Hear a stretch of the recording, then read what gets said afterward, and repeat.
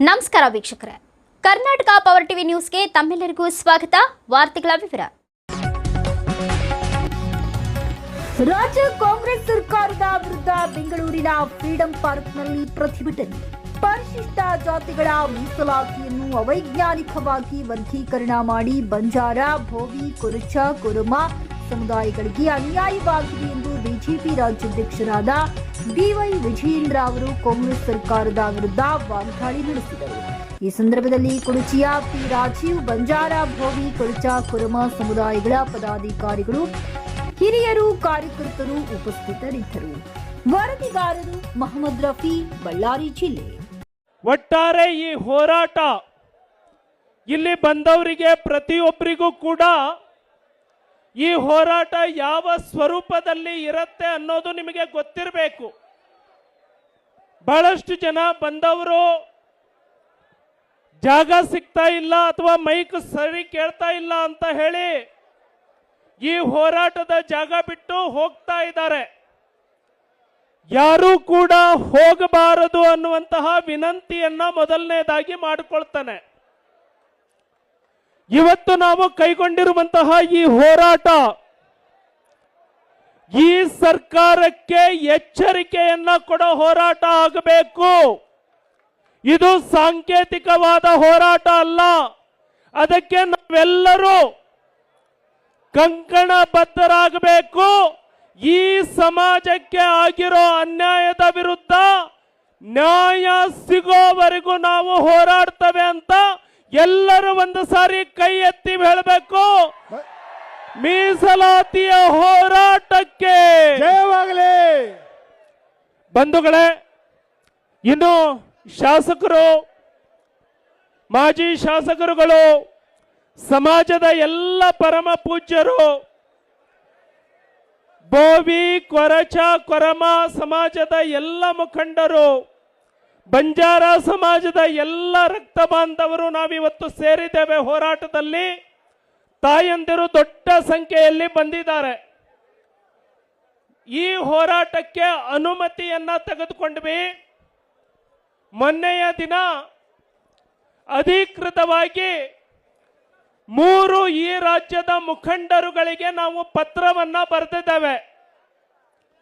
ಬಂಜಾರ, ಭೋವಿ, ಕೊರಚ, ಕೊರಮ ಮೀಸಲಾತಿ ಒಕ್ಕೂಟ ಅನ್ನುವ ಹೆಸರಿನಲ್ಲಿ ಮೊದಲನೇದಾಗಿ ಮಾನ್ಯ ಸಿದ್ದರಾಮಯ್ಯನವರು ಮುಖ್ಯಮಂತ್ರಿಗಳಿಗೆ ಪತ್ರವನ್ನ ಬರೆದಿದ್ದಾವೆ. ಇದು ಪಕ್ಷಾತೀತವಾಗಿ ಆಗಬೇಕು ಅಂತ ಹೇಳಿ ಕಾಂಗ್ರೆಸ್ಸಿನ ಎಲ್ಲ ಸಚಿವರು, ಶಾಸಕರಿಗೆ ಆಹ್ವಾನವನ್ನ ಮಾಡಿದ್ದಾವೆ. ಬಿಜೆಪಿ ಪಕ್ಷದ ಮುಖಂಡರಿಗೆ ಆಹ್ವಾನವನ್ನ ಮಾಡಿದ್ದಾವೆ. ಅದೇ ರೀತಿ ಜೆಡಿಎಸ್ ಪಕ್ಷದ ಎಲ್ಲ ಮುಖಂಡರಿಗೆ ಆಹ್ವಾನವನ್ನ ಮಾಡಿದ್ದೇವೆ.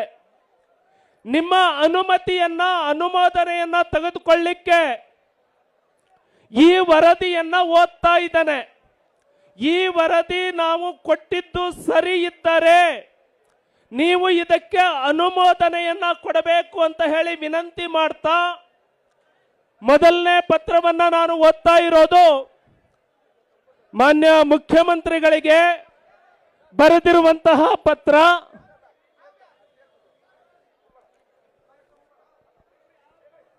ಮಾನ್ಯ ಮುಖ್ಯಮಂತ್ರಿಗಳಿಗೆ ಬರೆದಿರುವಂತಹ ಪತ್ರ. ಮಾನ್ಯ ಮುಖ್ಯಮಂತ್ರಿಗಳು, ಕರ್ನಾಟಕ ಸರ್ಕಾರ, ವಿಧಾನಸೌಧ, ಬೆಂಗಳೂರು. ಮಾನ್ಯರೇ, ಅಸಂವಿಧಾನಿಕ ಒಳ ಮೀಸಲಾತಿ ಹಂಚಿಕೆಯನ್ನು ವಿರೋಧಿಸಿ, ಯಾಕೆ ಅಂದ್ರೆ ನೀವೆಲ್ಲರೂ ಅನುಮೋದನೆಯನ್ನ ಕೊಡಬೇಕಿದಕ್ಕೆ.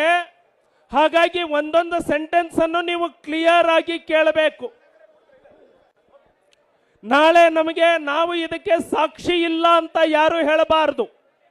ನಾವೆಲ್ಲರೂ ಸೇರಿ ಮಾಡ್ತಾ ಇರುವಂತಹ ಹೋರಾಟ ಅವೈಜ್ಞಾನಿಕ ಒಳ ಮೀಸಲಾತಿ ಹಂಚಿಕೆಯನ್ನು ವಿರೋಧಿಸಿ ಬಂಜಾರ, ಬೋವಿ, ಕೊರಚ ಮತ್ತು ಕೊರಮ ಮೀಸಲಾತಿ ಒಕ್ಕೂಟದ ವತಿಯಿಂದ ನಡೆಯುವ ಮೀಸಲಾತಿ ನ್ಯಾಯಕ್ಕಾಗಿ ಬೆಂಗಳೂರು ಚಲೋ ಈ ಹೋರಾಟದಲ್ಲಿ ಭಾಗವಹಿಸಿ ಮನವಿಯನ್ನ ಸ್ವೀಕರಿಸುವ ಬಗ್ಗೆ ಇದನ್ನ ಮುಖ್ಯಮಂತ್ರಿಗಳಿಗೆ ಕೊಟ್ಟಿದ್ದು ಎಲ್ಲರಿಗೂ ಒಪ್ಪಿಗೆ ಇದೆಯಾ? ಏನು ಬರೆದಿದ್ದೀವಿ ಅಂದ್ರೆ ಬಂಜಾರ, ಬೋವಿ, ಕೊರಚ, ಕೊರಮ ಸಮುದಾಯಗಳು ಶತಮಾನಗಳಿಂದ ಶೋಷಣೆಗೆ ಒಳಗಾಗಿರುವ ಸಮುದಾಯಗಳು. ಬ್ರಿಟಿಷರು ಈ ಸಮುದಾಯಗಳನ್ನು ಕ್ರಿಮಿನಲ್ ಟ್ರೈಬ್ ಎಂದು ಘೋಷಿಸಿ ಇವರನ್ನು ಸಾಮಾಜಿಕ, ಶೈಕ್ಷಣಿಕ ಹಾಗೂ ವೈಯಕ್ತಿಕವಾಗಿ ಕ್ರೂರವಾಗಿ ಶೋಷಿಸಿದ್ದರು. ಇದರಿಂದ ಸಮಾಜದ ಮುಖ್ಯವಾಹಿನಿಯಿಂದ ವಂಚನೆಗೊಳಗಾಗಿ ತೀವ್ರವಾದಂತಹ ನೋವನ್ನು ಅನುಭವಿಸಿದ್ದರು. ಹಿಂದಿನ ಸರ್ಕಾರ ಈ 4 ಸಮುದಾಯಗಳಿಗೆ ಪ್ರತ್ಯೇಕವಾದ ವರ್ಗವನ್ನು ಸೃಷ್ಟಿಸಿ 4.5% ಮೀಸಲಾತಿಯನ್ನು ಶಿಫಾರಸು ಮಾಡಿತ್ತು ಹಾಗೂ ಅಲೆಮಾರಿಗಳಿಗೆ ಪ್ರತ್ಯೇಕವಾಗಿ ಪ್ರತ್ಯೇಕವಾಗಿ 1 ಮೀಸಲಾತಿಯನ್ನು ಶಿಫಾರಸು ಮಾಡಿತ್ತು.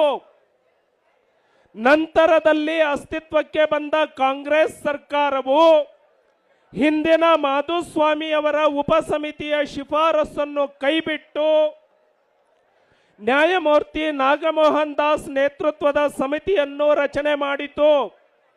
ನಂತರ ನಾಗಮೋಹನ್ ದಾಸ್ ಸಮಿತಿಯ ಶಿಫಾರಸನ್ನು ಕೈಬಿಟ್ಟು ಸಚಿವ ಸಂಪುಟ ಸಭೆಯಲ್ಲಿ ಮೇಲಿನ 2 ಪ್ರವರ್ಗ ಗುಂಪುಗಳನ್ನು ಒಗ್ಗೂಡಿಸಿ, ಅಂದ್ರೆ 4.5+1 ಎರಡನ್ನು ಒಗ್ಗೂಡಿಸಿ ಎಷ್ಟಾಗಬೇಕಿತ್ತು? 5.5 ಆಗಬೇಕಿತ್ತು. ಆದರೆ ಕೇವಲ 5% ಮಾತ್ರ ಮೀಸಲಾತಿಯನ್ನು ಒದಗಿಸಿರುವುದು 4 ಸಮುದಾಯಕ್ಕೆ ಮಾಡಿರುವ ಘೋರ ಅನ್ಯಾಯವಾಗಿದೆ. ಇದನ್ನು ಒಪ್ತೀರಾ? ನಾವು 5 ಮೀಸಲಾತಿಯನ್ನು ಒಪ್ಪೋದಕ್ಕೆ ಸಾಧ್ಯ ಇದೆಯಾ? ಇದರ ವಿರುದ್ಧ ನಾವು ಹೋರಾಟ ಮಾಡಲೇಬೇಕು ಅಲ್ವಾ? ಮಾಡಲೇಬೇಕು. ಹಾಗಾಗಿ ನಮ್ಮ ಬೇಡಿಕೆ ಏನು ಅಂದ್ರೆ, ರಾಜ್ಯ ಸರ್ಕಾರವು ಮೇಲ್ಕಂಡ 4 ಸಮುದಾಯಗಳ ಜೊತೆಗೆ ಅಲೆಮಾರಿ ಸಮುದಾಯದ 59 ಜಾತಿಗಳನ್ನು ಒಗ್ಗೂಡಿಸಿ ಒಟ್ಟಾರೆ 63 ಜಾತಿಗಳಿಗೆ ಕೇವಲ 5% ಮೀಸಲಾತಿ ನೀಡಿ ಸ್ಪೃಶ್ಯ ಜಾತಿಗಳು ಎಂದು ಹಣೆಪಟ್ಟಿ ಕಟ್ಟಿರುವುದು ಅಸಂವಿಧಾನಿಕವಾಗಿದ್ದು ಮೀಸಲಾತಿಯಿಂದ ಹೊರದಬ್ಬುವ ಹುನ್ನಾರ ಆಗಿದೆ. ಇದನ್ನ ವಿರೋಧಿಸಬೇಕು, ವಿರೋಧ ಮಾಡಬಾರ್ದು, ವಿರೋಧಿಸಬೇಕು. ಅದಕ್ಕಾಗಿ ಈ ಕಾಂಗ್ರೆಸ್ ಸರ್ಕಾರ ಕೈಗೊಂಡಿರುವ ನಿರ್ಣಯವನ್ನ ಬಂಜಾರ, ಭೋವಿ, ಕೊರಚ, ಕೊರಮ ಮತ್ತು ಅಲೆಮಾರಿ ಸಮುದಾಯಗಳಿಗೆ ಬಗೆದಿರುವ ತೀವ್ರವಾದ ದ್ರೋಹ ಎಂದು ಭಾವಿಸುತ್ತಾ ಈ ಸರ್ಕಾರ ಕೂಡಲೇ ತೀರ್ಮಾನವನ್ನ ಹಿಂಪಡೆಯಬೇಕೆಂದು ನಾವು ಒತ್ತಾಯಿಸುತ್ತೇವೆ. ಎಲ್ಲರೂ ಕೈ ಎತ್ತಿ ಇದಕ್ಕೆ ಅನುಮೋದನೆಯನ್ನ ಕೊಡಬೇಕು. ಅದಕ್ಕಾಗಿ ಮಾನ್ಯ ಮುಖ್ಯಮಂತ್ರಿಗಳಾದ ತಾವುಗಳು ಈ ಸಭೆಗೆ ಆಗಮಿಸಿ ನಮ್ಮ ಮನವಿಯನ್ನು ಸ್ವೀಕರಿಸಿ ಕೈಗೊಂಡಿರುವ ನಿರ್ಣಯವನ್ನು ಹಿಂಪಡೆಯುವುದಾಗಿ ಘೋಷಿಸಬೇಕೆಂದು ತಮ್ಮಲ್ಲಿ ವಿನಂತಿಸುತ್ತೇವೆ. ನಾವು ಪಕ್ಷಾತೀತವಾಗಿ ಕೈಗೊಂಡಿರುವ ಈ ಹೋರಾಟದಲ್ಲಿ ನಿಮ್ಮ ಪಕ್ಷದ ಎಲ್ಲ ಸಚಿವರು, ಎಲ್ಲ ಶಾಸಕರು ಭಾಗವಹಿಸಿ ಬೆಂಬಲವನ್ನು ಸೂಚಿಸುವಂತೆ ನಿರ್ದೇಶನ ನೀಡಬೇಕೆಂದು ನಿಮ್ಮಲ್ಲಿ ವಿನಂತಿಸುತ್ತೇವೆ. ಅದೇ ರೀತಿ ಬಿಜೆಪಿ ಪಕ್ಷಕ್ಕೂ ಪತ್ರವನ್ನ ಬರೆದಿದ್ದೇವೆ, ಜೆಡಿಎಸ್ ಪಕ್ಷಕ್ಕೂ ಪತ್ರವನ್ನ ಬರೆದಿದ್ದೇವೆ. ತಾವು ಬರಬೇಕು, ಈ ಹೋರಾಟಕ್ಕೆ ಬೆಂಬಲವನ್ನ ಕೊಡಬೇಕು. ನಾವು ನ್ಯಾಯ ಪಡೆಯೋವರೆಗೆ ಇಲ್ಲಿಂದ ಕದಲೋದಿಲ್ಲ ಅನ್ನೋ ಘೋಷಣೆಯನ್ನ ನಾವು ಮಾಡ್ತಾ ಇದ್ದೇವೆ. ರೆಡಿ ಇದ್ದಾರಾ?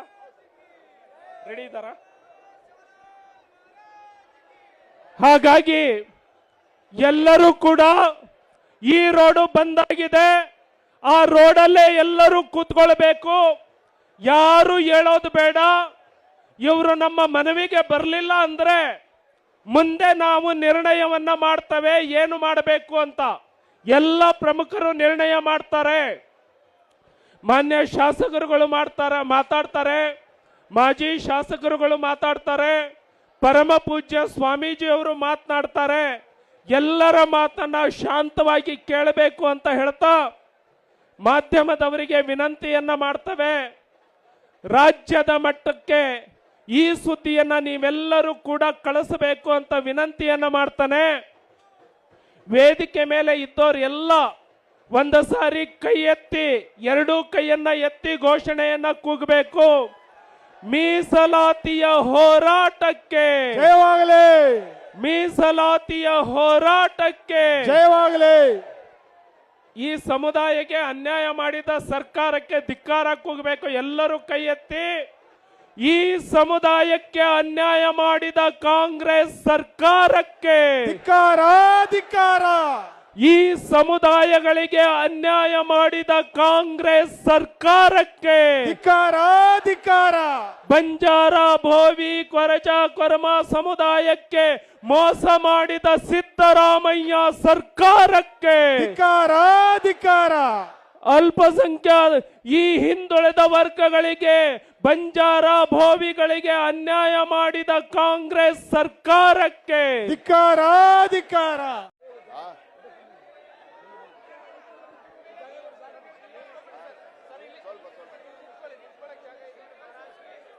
सिद्धरामेश्वर महाराज के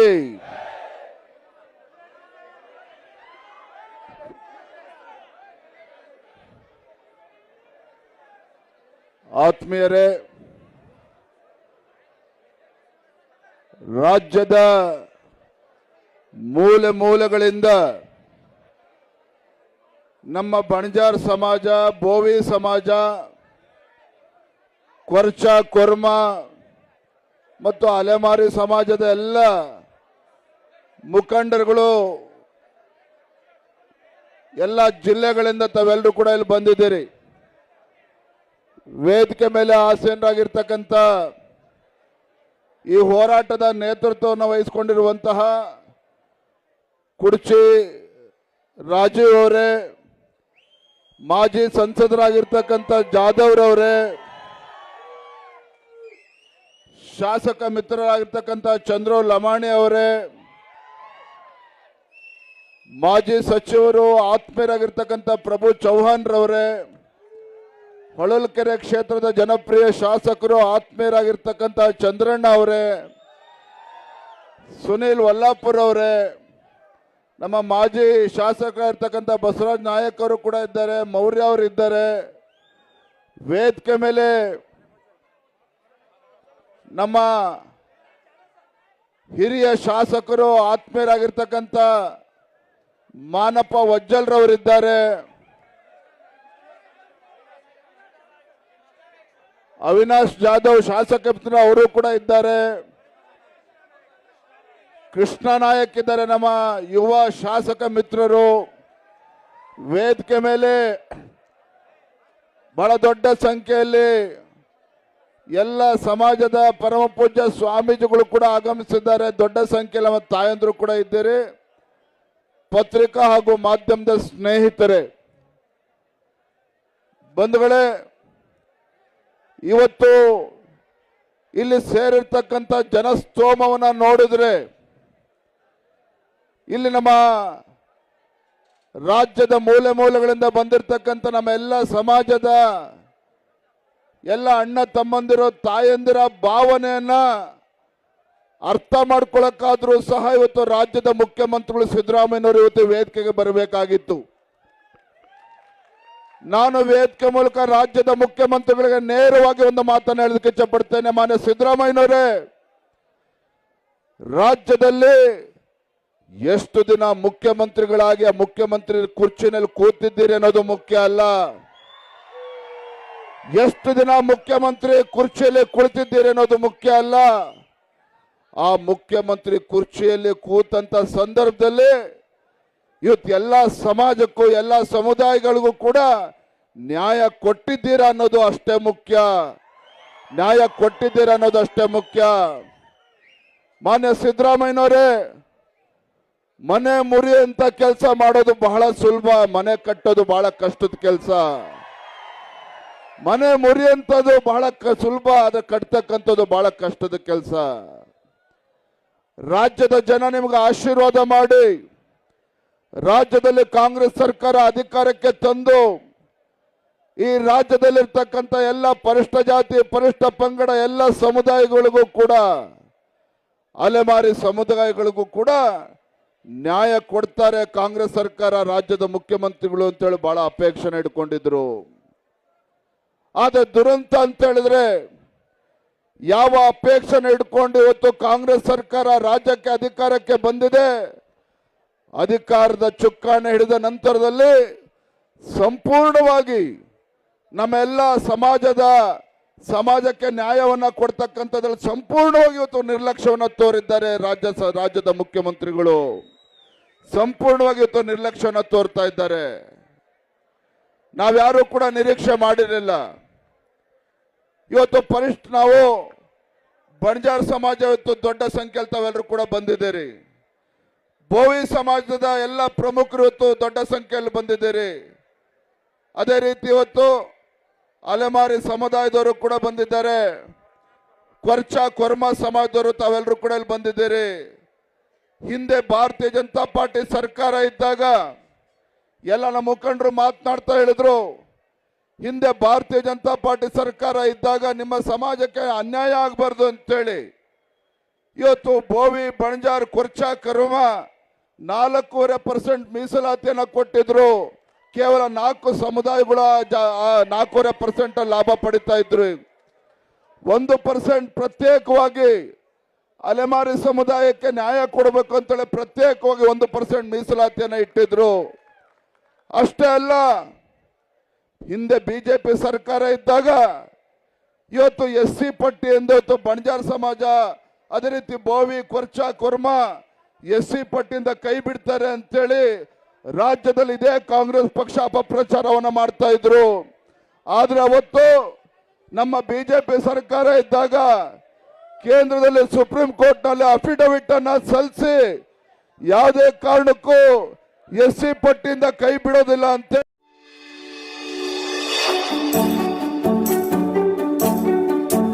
ನೀವಿನ್ನು ನಮ್ಮ ಚಾನೆಲ್ಗೆ ಸಬ್ಸ್ಕ್ರೈಬ್ ಮಾಡಿಲ್ಲವೇ?